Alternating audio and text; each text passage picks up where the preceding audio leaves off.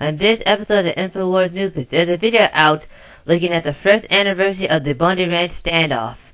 Cop threatens dog owner over missing dog poster, and DC purchases 62 million more rounds of ammunition. That and a lot more, so stay tuned.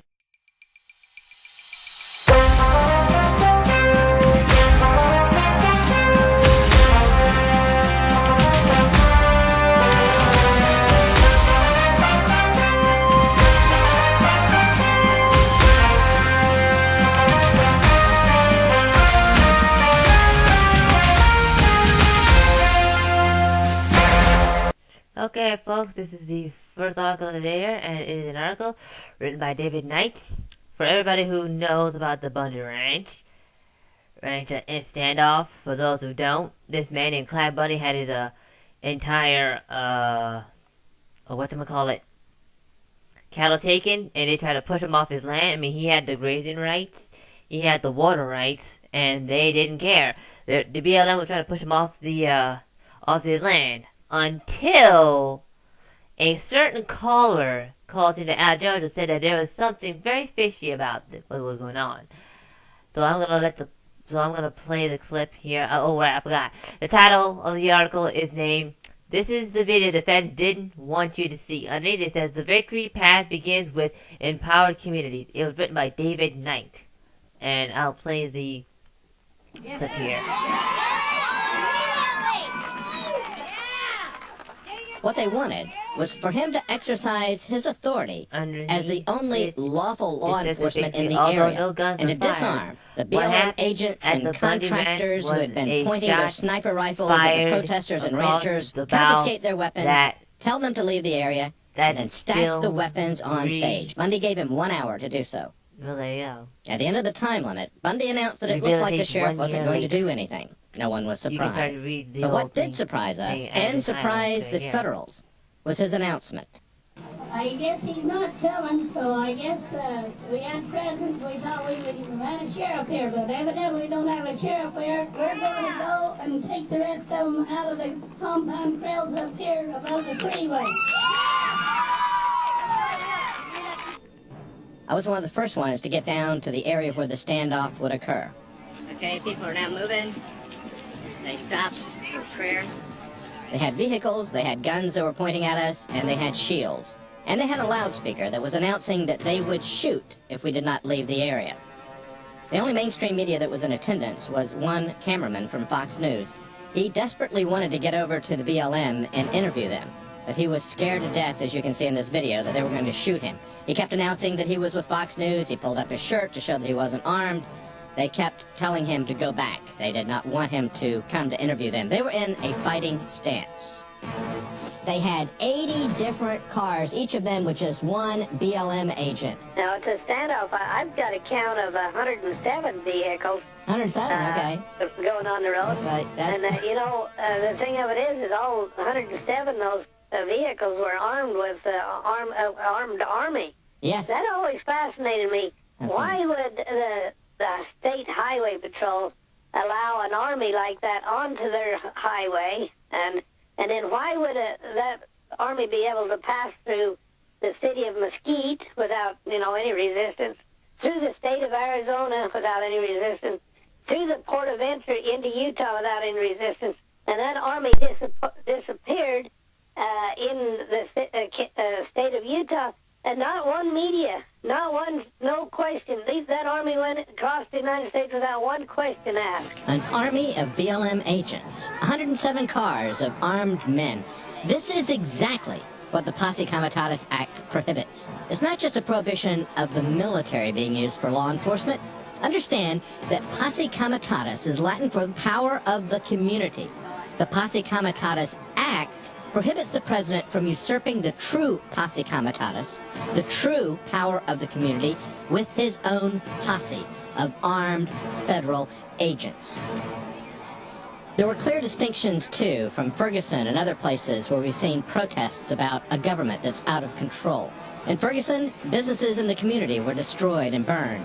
As Infowars has pointed out, in Ferguson, these looters were coming from outside of the community. They were not the core protesters. And of course, the same thing could have happened at Bundy Ranch. I believe the reason that it didn't was because the militia threw out people who were dangerous or provocateurs. People like Jared Miller, who later shot 2 cops in Vegas. But rather than give the militia credit for expelling people like Jared Miller, the media used it to demonize them. Another difference about the Bundy Ranch was that there was a clear, achievable objective. The people were peaceful, but they were determined.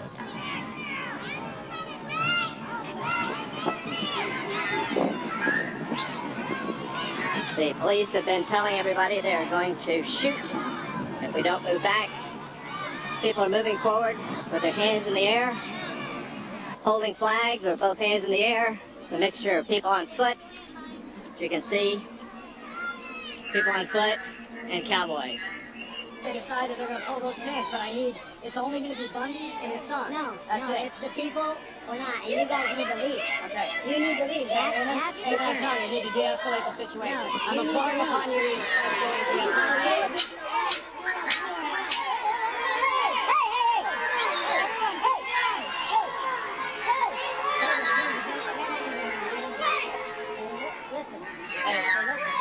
Listen.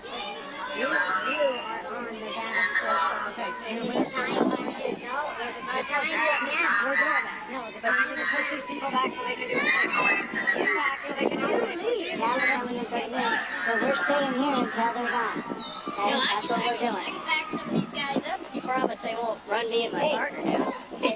Whatever you tell us to do. All right. As long as it's not to compromise this It's mission. not. We will do. You have Okay. authority. All I ask you to do is just hang tight. So we're all right where we're at? Yeah. Okay. This is 1776. No, it's not. That's right. What happened, what we call the Boston Massacre, was an angry mob. You could call them a bunch of drunk rowdies. It's just like guys that like barroom brawls. I just love being in a fight. There's guys like that. They're belligerent. They'll fight anybody. We were misrepresented by powerful voices. So these people who hold themselves out to be patriots are not. They're nothing more than domestic terrorists. We rode over there. We didn't come charging, guns a-blazing. We were not armed. There were a couple of cowboys that had rifles in their boots, their saddle boots. There was 1 or 2 riders that may have had a sidearm on their person. Alright, folks, there you go. This kind of shows how far we've actually fallen, and it's just a 1-year anniversary of this said incident. I mean, where does it all end? You tell me. Okay, folks. The second article of the day here, and it's an article by Kit Daniels. The title is called "Cops Threaten Dog Owner with $75 fine over missing dog posters." Underneath it says Washington D.C. particularly bans First Amendment. Well, there you go. Welcome to the new America. Washington D.C. threatens dog owner with $75 fine for posting missing dog posters across town. After losing his dog Ollie on March 30th, Roger Horowitz was intentionally encouraged by police to post lost dog posters on lampposts, but an officer recently told him to tear them down. Shows how much of a free society we're in. So he told them that regardless if we put up the flyers or if other people wanted them up, we had to make the original flyer that had my phone number, and that could find him up to $175,000. Say what? He said NBC Washington. He said to NBC Washington,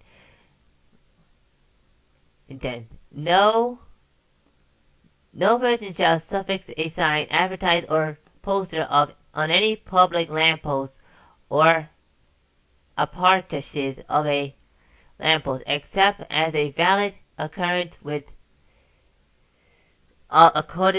this section, Chapter 24, Section 108.1 of the D.C. Manipulation Regulation reads.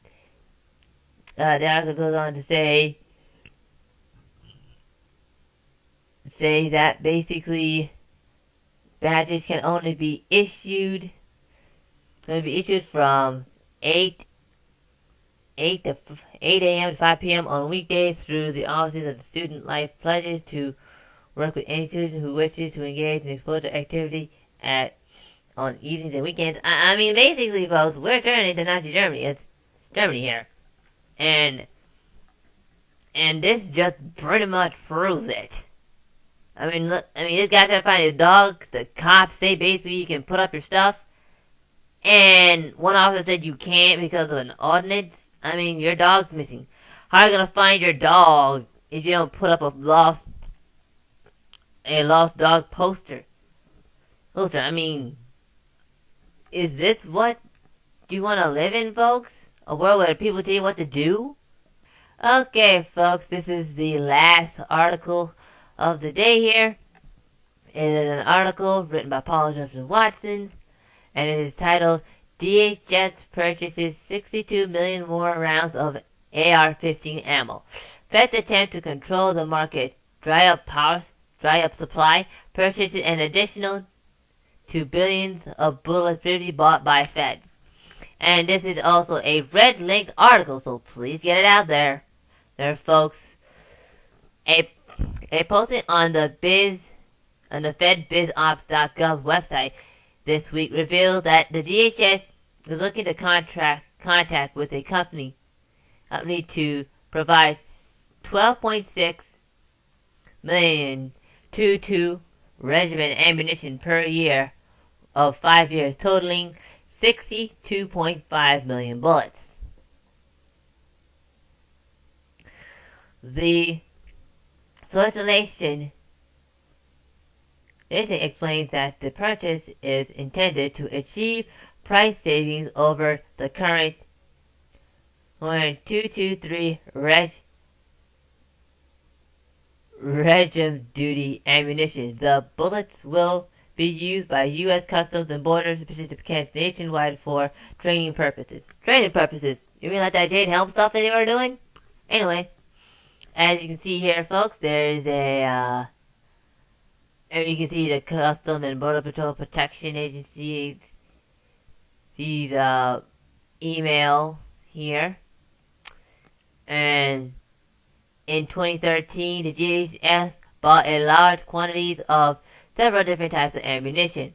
Weapon manufacturers noted that the feds may have been attempting to control the ammunition market by forcing manufacturers to hold back stocks for general sale. The article goes on to say that the extraordinary level of ammunition purchases made by Homeland Security seems to have, in states such as my own, created an extreme shortage of ammunition to be pointed to the point where many gun owners are unable to purchase any, like La Mafia wrote in a letter. After receiving the end of a huge backlash, the Feds were forced to take down an ATF Director B. Tad Jones subsequently tended his resignation. Department of Congressman Steve Ezra calls the ATF back down cowardly and vowed to review the ban. Basically, they're preparing for something. Oh, the question is, what are they doing with so many bullets? Well, that's all the articles I have for you today. If you'd like to read more about these articles, please go to the link below or go to PrisonPlanet.com or Infowars.com. There you can find hundreds of articles just like this I have read for you today. This is the Infowars with. I'm Info Gundam, live from Funeral Vision number 3. Please like, subscribe, and donate. Bye-bye.